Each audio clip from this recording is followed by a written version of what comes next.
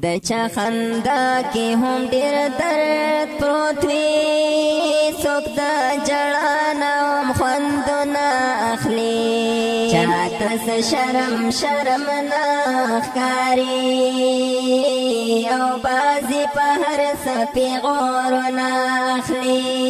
د چا تندې کې د محراب نښه ده څوک د ساقي د لاس جامونه اخلي بعضې هر څه درته حلال ګرځوي بعضې حرامونه لاسونه اخلي څوک په دلیل باندې فتوی ورکوي بعضې د بل مذهب نومونه اخلي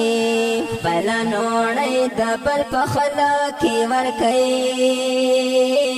څوک یې د مخې نه شکورونه اخلي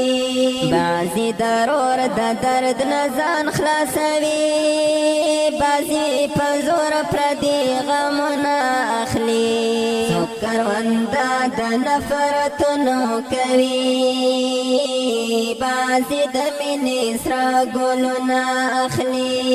څوک کرونده د نفرتونو کوي بعضې د مینې سره ګلونه